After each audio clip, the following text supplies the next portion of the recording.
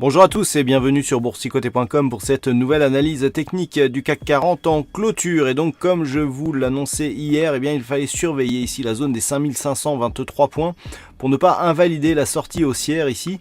Il fallait que tout simplement l'ancienne résistance fasse office de support. Et aujourd'hui, donc après une ouverture quasiment sur le même niveau que la clôture d'hier, le CAC 40 enfonce ici cette nouvelle zone de support et clôture au plus bas du jour à 5495,16. On perd 40 points et 0,72% par rapport à la clôture de la séance précédente. Donc on invalide ici, on était reparti sur une bonne dynamique haussière et on stabilise certainement avec un possible retour ici sur les 5478 points. Du point de vue des indicateurs, nous avons un RSI qui reste en zone neutre. Attention au stochastique qui est en train de préparer une sortie de sa zone de surachat. À voir si celui-ci sera suivi par sa ligne de signal. Le MACD reprend sa course baissière. On n'aura pas cru très longtemps à la sortie ici que nous avait donné cet indicateur. Par contre, du point de vue des volumes, ça baisse légèrement. Donc ça, je dirais que ça irait plutôt dans le sens d'une phase de stabilisation. Et on est sur une phase légèrement plus volatile que la moyenne. Alors, par rapport à cette configuration, nous l'avons vu, peu de conviction, par manque de volume. On revient ici, c'est surtout par effet monnaie que les indices européens ont baissé aujourd'hui. On a une forte hausse de l'euro par rapport au dollar, bien aidé aussi par une forte baisse du dollar.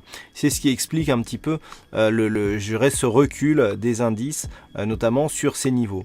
Toutefois, par rapport à la configuration, tant que les cours restent ici au-dessus des 5478 points, cela ne posera pas trop de problèmes. Alors par contre, il faut maintenant déplacer ce retracement de Fibonacci puisqu'il ne correspond plus au tracé extrême. Et si nous retraçons donc les Fibonacci par rapport au nouveau plus haut qui a été inscrit hier, on obtient une configuration assez intéressante. Assez intéressante dans le sens où on est désormais sur le retracement à 23,6% de Fibonacci.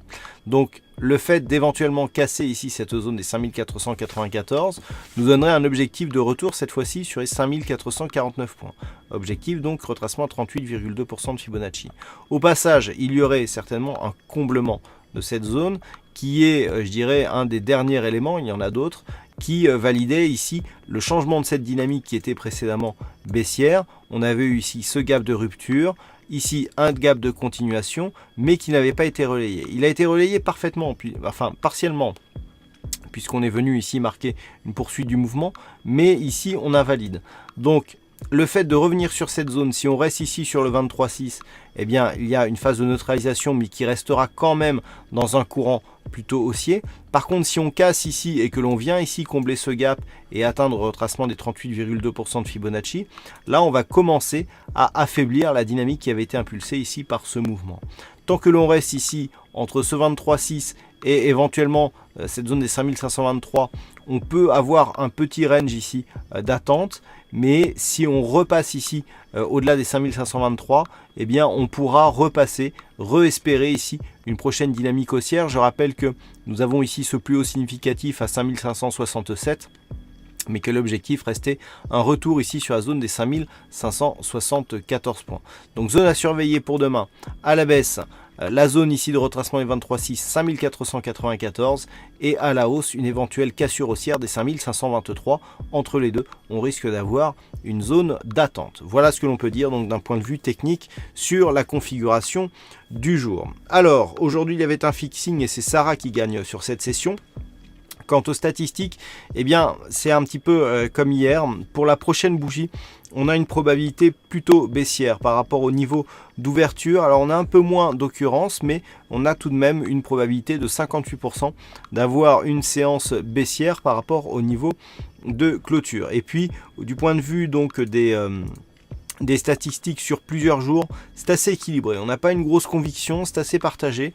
Donc, vous aurez l'intégralité de ces résultats statistiques qui vous seront dévoilés avec l'analyse écrite qui paraîtra après la fermeture de Wall Street. Actuellement, les statistiques sont en cours de calcul et on a une petite tendance plutôt acheteuse, mais ce n'est pas encore très net. Voilà, tous les détails apparaîtront durant la nuit.